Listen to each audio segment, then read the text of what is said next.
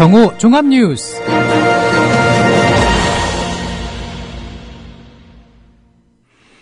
(4월 13일) 국민라디오 정오 종합뉴스입니다.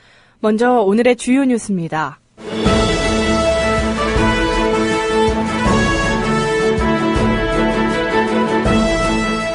(20대) 국회의원을 뽑는 총선거가 오늘 오전 6시부터 오후 6시까지 전국 253개 선거구 13,837개 투표소에서 진행됩니다.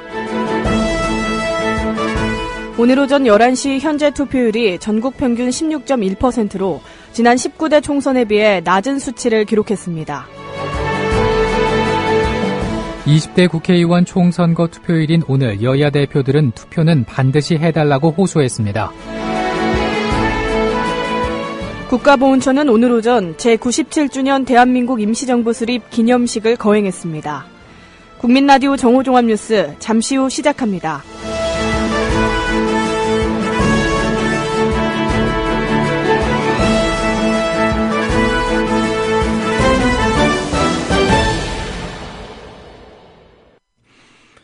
(20대) 국회의원을 뽑는 총선거가 오늘 오전 6시 전국 253개 선거구 13,837개 투표소에서 일제히 시작됐습니다.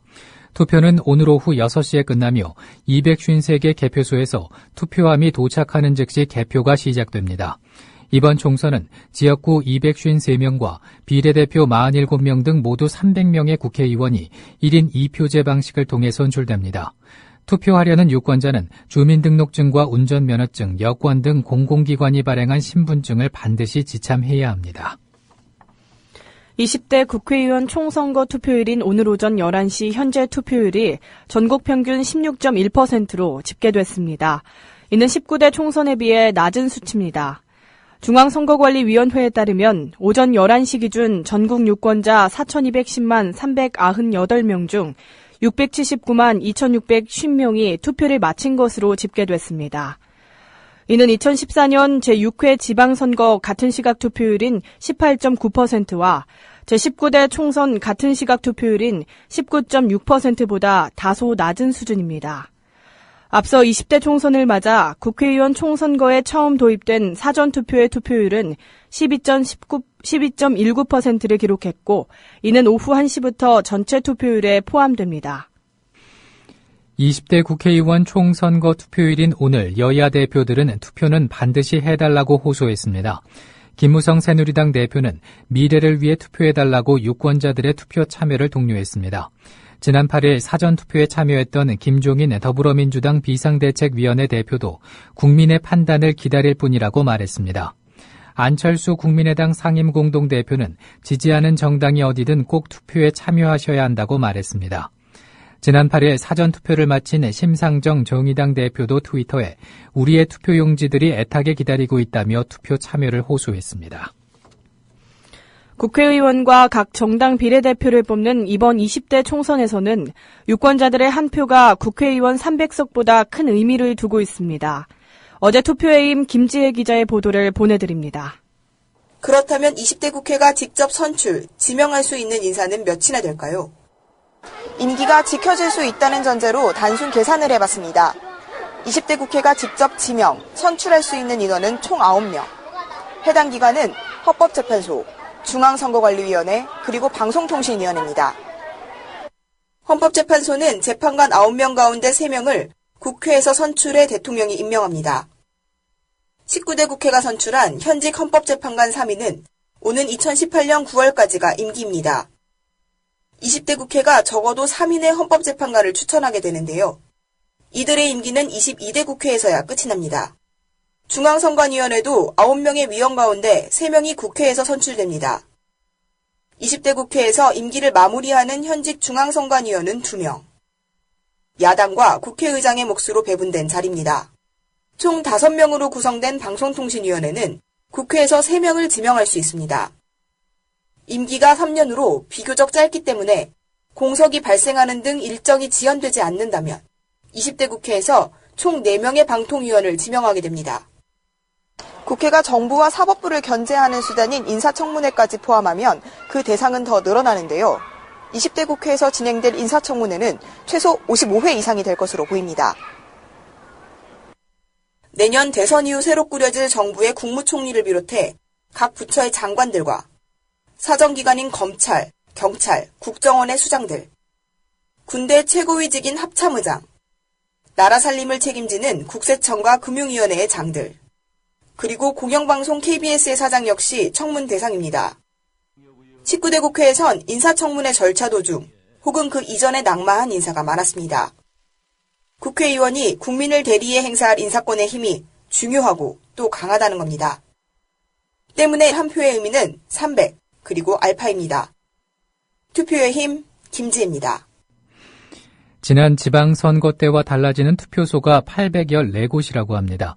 어느 때보다 유권자들의 주의가 요구됩니다. 어제 투표의 힘 노지민 기자의 보도를 들으시겠습니다. 중앙선거관리위원회 측은 대부분의 투표소에는 4월 초부터 현수막이 게시된 것으로 알고 있다면서 이에 대한 기준은 없다고 말합니다. 실제로 공직선거법에는 선거일 전일까지만 투표소 및 관련 설비를 설치하면 된다고 돼 있을 뿐 투표소 안내나 알림에 대한 의무는 없습니다. 투표소 홍보에 늑장을 부려도 제재가 이뤄지지 않는 겁니다. 20대 국회의원 선거의 투표소는 총 13,800여 곳, 이 중 814곳은 선거구 변경 등의 이유로 인해서 지난 지방선거 때와 다른 곳으로 바뀌었습니다. 사전투표와 달리 지정된 곳에서만 투표할 수 있기 때문에 정확한 투표소를 확인하는 것이 중요합니다. 중앙선거관리위원회 홈페이지 또는 포털 사이트에서 투표소를 검색하거나 선거정보 모바일 애플리케이션을 통해 내 표를 행사할 수 있는 곳이 어딘지 다시 한번 확인할 수 있습니다. 투표의 힘, 노지민입니다. 다음 뉴스입니다. 경기 남양주시 선거관리위원회는 오늘 남양주시 해밀초등학교에 설치된 진접읍 제15투표소에서 사무원의 실수로 유권자 7명이 비례대표 투표를 못했다고 밝혔습니다. 선관위에 따르면 오늘 오전 6시쯤 첫 투표자부터 7명의 투표자가 투표용지 2장 중 비례대표 투표용지를 받지 못한 채 지역구 후보 투표용지 1장만 받아 투표했습니다. 선관위 관계자는 투표 사무원들이 이해하기 어려운 실수를 해서 자세한 경위를 조사하고 있다고 해명했습니다. 이어서 정당 투표를 못한 7명을 찾기는 어렵다면서 투표 못한 비례대표 7표는 기권 처리될 것이지만 지역구 후보 투표는 정상 처리됐다고 밝혔습니다. 20대 총선의 투개표가 원활하게 이루어질 수 있도록 오늘 전국 경찰이 가포 비상근무 체제에 들어갔습니다. 경찰청은 투표가 시작되는 오늘 아침 6시부터 개표가 완전히 끝날 때까지 가용 경찰을 100% 동원할 수 있도록 연가를 중지하고 지휘관과 참모는 정위치 근무를 지시했다고 밝혔습니다. 또 전체 경찰의 60%인 8만 5천 명을 전국의 투표소와 개표소 그리고 투표함 회송 과정에 투입했다고 설명했습니다. 국가보훈처는 오늘 오전 10시 백범 김구 기념관에서 제97주년 대한민국 임시정부 수립 기념식을 거행했습니다. 선열들이 되찾은 우리 땅, 우리가 지켜야 할 대한민국이라는 주제로 진행되는 이번 기념식에는 박승춘 국가보훈처장을 비롯해 원로 독립유공자와 유족, 각계 대표, 시민 등 천여 명이 참석했습니다. 보훈처는 3.1운동을 바탕으로 건립된 대한민국 임시정부 수립을 기념하고 애국선열의 숭고한 자주독립정신을 기림과 동시에 영토를 되찾은 독립정신을 미래의 국민 호국정신으로 계승하고자 한다고 말했습니다. 최근 한국에 입국한 아랍에미리트 국적자가 메르스 의심 진단을 받은 것으로 확인됐습니다. 질병관리본부는 아랍에미리트 국적 여성 22살 A모 씨가 오늘 새벽 2시 10분쯤 고열 증세로 강북 삼성병원을 찾았고 진찰 결과 열이 38.7도에 이르는 등 메르스 의심 환자로 진단받았다고 밝혔습니다.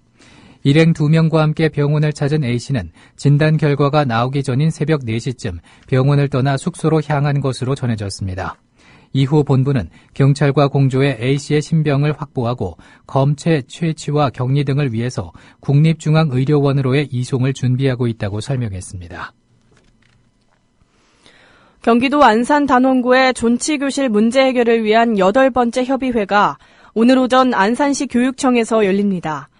한국종교인평화회의 주재로 진행되는 회의에서는 4.16 가족협의회가 세월호 희생 학생들이 사용했던 존치교실 문제와 관련한 의견을 밝힐 것으로 보입니다. 가족협의회는 그동안 존치교실을 그대로 두고 부족한 교실은 증축할 것을 주장해온 데 반해 교육청과 재학생, 학부모 측은 존치교실을 재학생 교실로 환원하고 유품은 추모관 건립 때까지 별도 공간에서 보관할 것을 제안하고 있습니다. 국제통화기금 IMF가 한국의 올해 경제 성장률 전망치를 2%대로 대폭 하향 조정했습니다. IMF는 어제 발표한 보고서 세계 경제 전망을 통해서 한국의 올해 국내 총생산 성장률 전망치를 지난해 10월 제시했던 3.2%에서 2.7%로 0.5%포인트나 낮췄습니다. 그러나 유이로 경제부총리는 지난달 31일 현재는 조심스럽게 3.1%의 성장 목표를 달성할 수 있지 않을까 생각한다고 말한 바 있습니다. 일각에서는 이에 야당의 경제 심판론에 대응하기 위한 낙관론이 아니냐는 의혹도 낳고 있습니다.